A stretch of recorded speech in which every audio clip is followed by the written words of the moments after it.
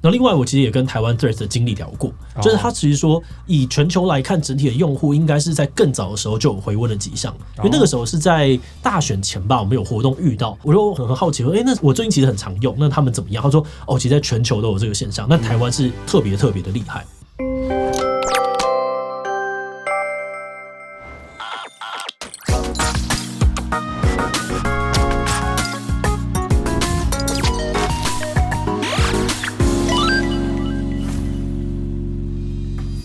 Hello， 大家好，我是志祺。那今天又回到我们好久不见的今天不读稿。那这系列呢，我就不会看稿，改用轻松聊聊的方式讨论可能网红圈啊、YouTube 或网络上面的一些热门话题。今天我们要讨论的其实是 Threads 的起死回生嘛，因为最近我就发现身边很多朋友都在用 Threads 嘛，蛮有趣的是，去年 Threads 一度用户断崖式的下滑，大家都以为 Threads 是昙花一现，可是现在它却快速的去回升，然后变成新一代的社群霸主。所以今天就想要跟志祺聊聊 Threads 到底是怎么做到这件事的。OK， 那我自己也用这个 Threads 一段时间了，所以有些心得呢会跟大家来讨论。那这一集呢，我们觉得可以来聊聊的是 Threads 它是怎么样东山再起的，然后跟其他的平台比起来，它有哪样子的优势，然后还会再继续的红下去吗？不过在开始今天讨论之前，先让我们进入工商服务时间。你是否跟我一样有减重复胖的惨痛经验呢？记不得气馁我和减重名医宋叶人一起推出了外食减重学线上课程，能带你根据体质避开复胖地雷，让好不容易瘦下来的你不再因为3餐外食、没有空运动等等原因让体重回到原点。课程首先呢会带你掌握外食判断指南，一眼就能够根据食材的类型与烹调的方法来找到好吃、便利又能够瘦的日常外食。而如果想要杜绝复胖那就一定要认识影响减重成效最关键的荷尔蒙体质，根据体质调整作息与饮食来减重，就不用勉强自己疯狂的运动节食挨饿，更不用担心一旦松懈就迅速的膨胀复胖。现在外食减重学好评开课咯，限时的优惠呢是75折，输入我的专属折扣码 StayFit77 还能够再折500元，赶快一起加入吧。好，那我们直接进入主题。我觉得很神奇的是 Threads 在非常短的时间内就起死回生嘛，因为我们去年其实有做过一支影片，他们在上线5天，然后注册的人数就破1亿人，然后创下一个历史记录。可是不到1个月就直接雪崩式下滑，用户数大跌80%，就被大家一直去嘲笑。可是结果从去年底开始，他们已经谷底翻身了，然后现在已经活跃用户群已经超过1.3亿了。那之前你觉得这件事情是怎么发生的？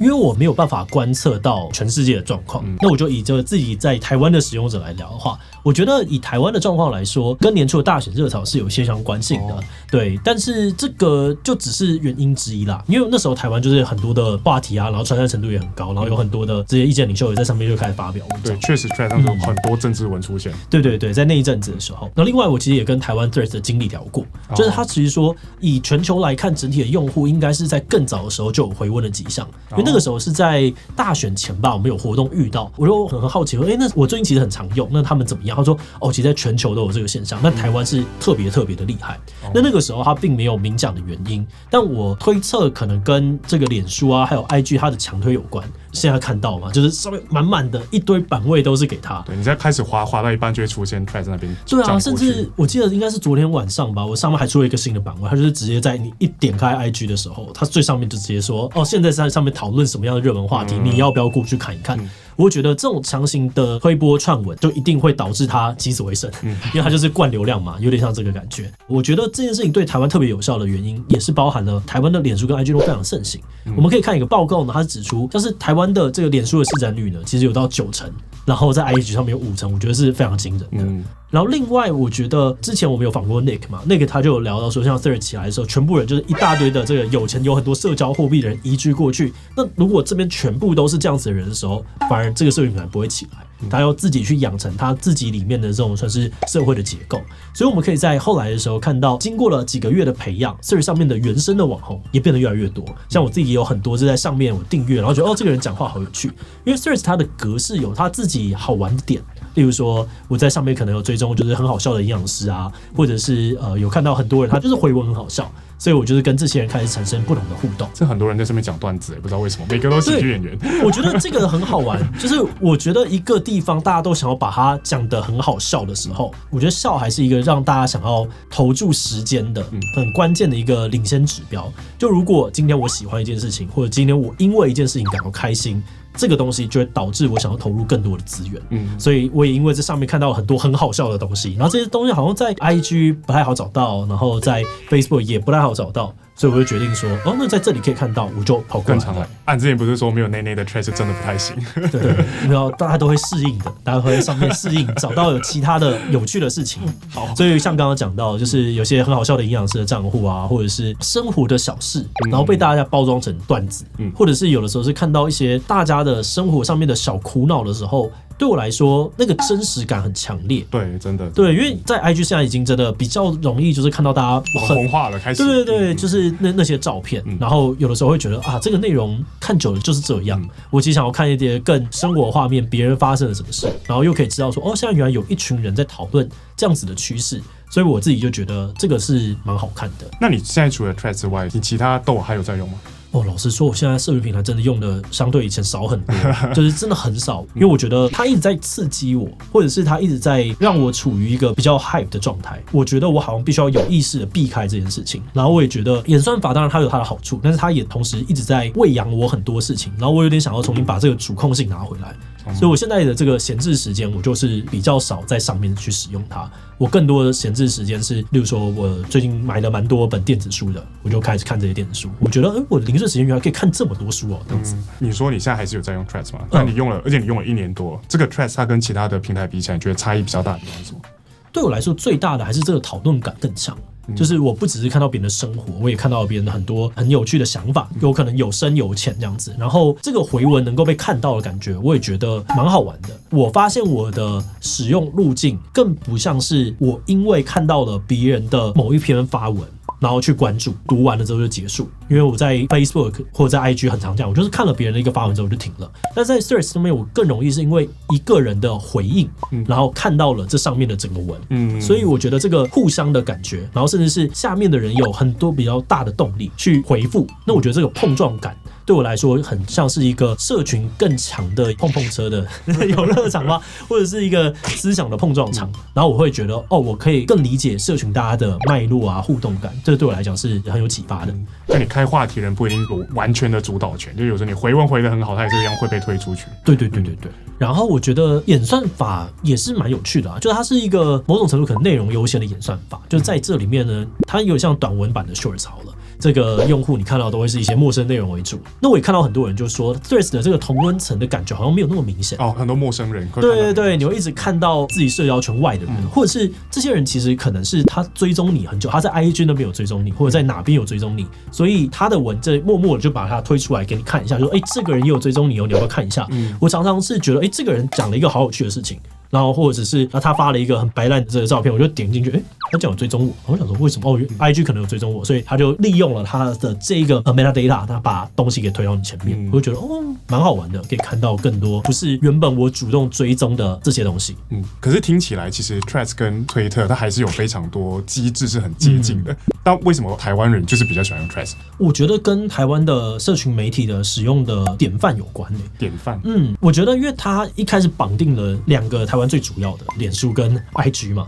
所以很多人会从这个地方直接无痛的转移过来。然后另外我想到的事情是，其他像你刚刚讲到像推特，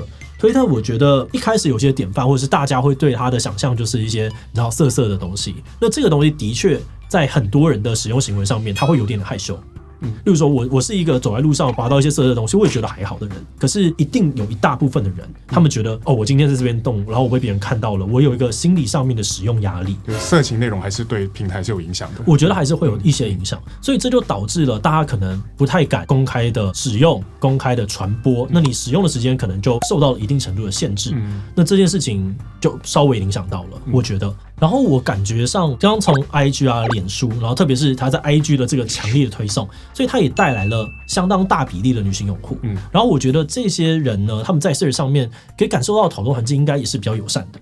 另外呢，我觉得推特刚刚讲说它可以连接很深嘛，所以我过去其实用 Twitter 有蛮大一部分是在追踪一些国外的意见领袖。那现在在 Threads 一开始的时候，我觉得它的在地感是比较强势的，因为它可能是从例如说 IG 有追踪我的人来推嘛。我认为有有一种以前 Facebook 在刚起来的时候的那种感觉，就是有一些很在地、很生活化，然后那种所谓的非意见领袖的比例，在我的整个涂鸦墙里面更高。然后我觉得这是他现在还充满活力的感觉。不过其实我也看到蛮多人在笑说，虽然 Threads 看起来内容很多啊，很生活化，但其实是一堆绯闻。哦，你们这样讲。对，那对于这件事情你怎么想？我这都是觉得每个社群平台都有啊，或多或少都一定要有。对，就是假设我们真的用所谓的深度好了来区分内容的等级，那你就想经过比较多淬炼砥砺的东西本来就比较少，可是它就是一个金字塔的结构。任何的平台，我相信它就是比较废的东西比较多。对，你说脸书上面一开始在用的时候，我也是狂发废文啊，然后偷菜。对啊，你说 Twitter 也很多很废的文啊，然后在 IG 上面也有，所以我不会觉得这个就是废文，而是这件事情本来就很多。那你不需要特别因为这上面还没有很多很深度的内容，或者说它格式上面没有很多很深度的内容，就讲说这个东西就是废的。这种我倒觉得不用这样讲，就是它碎片化的短文虽然不少，但是其实还是有很多脉络很完整、内容很深刻的文章。那随着这样子的典范越来越多，像我们现在可以看到上面有越来越多就是留言序，然后这边只写到，比如说1/3啊、1/4，你就会发现它会按照这个格式慢慢的长出更多更深的东西。那我觉得这就是一个自然的过程，不需要特别讲说它就是一堆废文啊，好像显得就是我原本用的东西比较屌，就是这还好啦。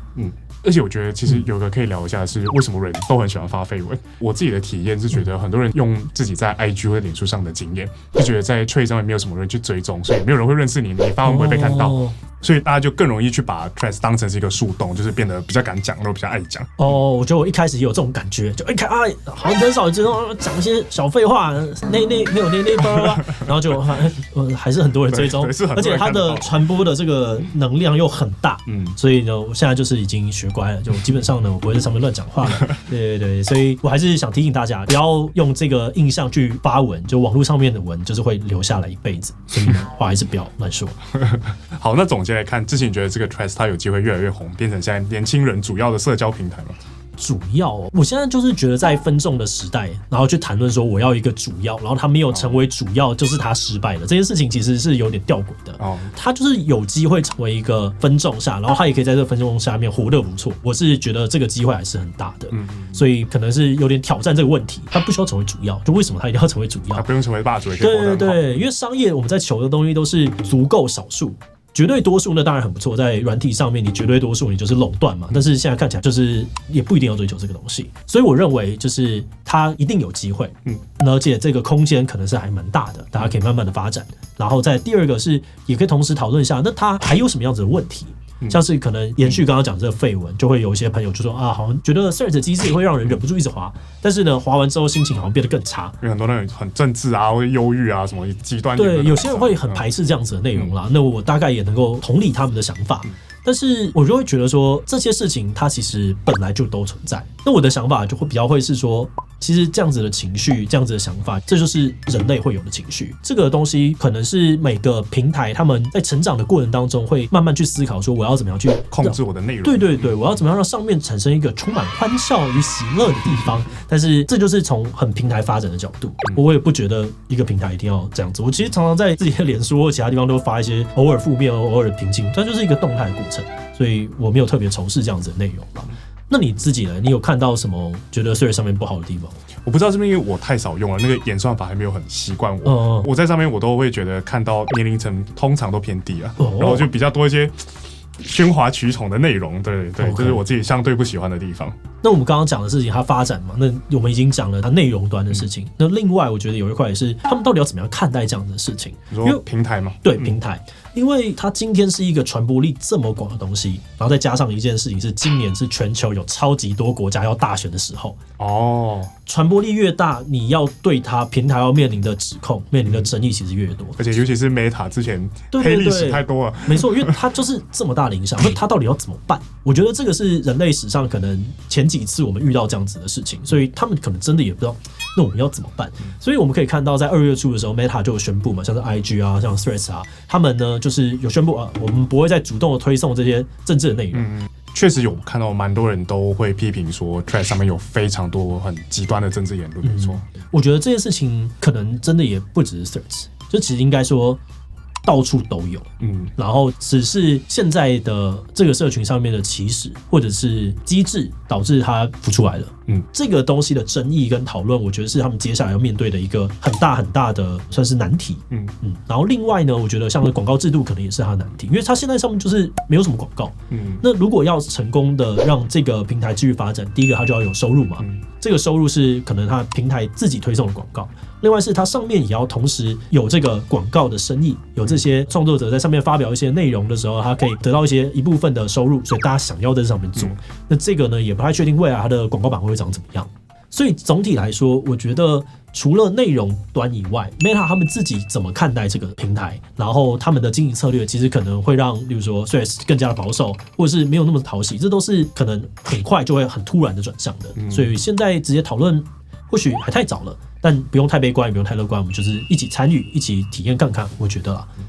好，那以上呢，这也是我们比较不专业的猜测，那欢迎大家多多分享这些想法哦。好，那最后呢，也想问大家，你平常有在用 Threads 吗？你喜欢 Threads 吗？那最后，如果你喜欢今天的影片，也帮我把它分享出去，让更多人一起来讨论 Threads。此外呢，也可以点击这个地方看看其他相关影片。那么今天的这一期就到这边告一段落，我们就明晚再见喽，拜拜。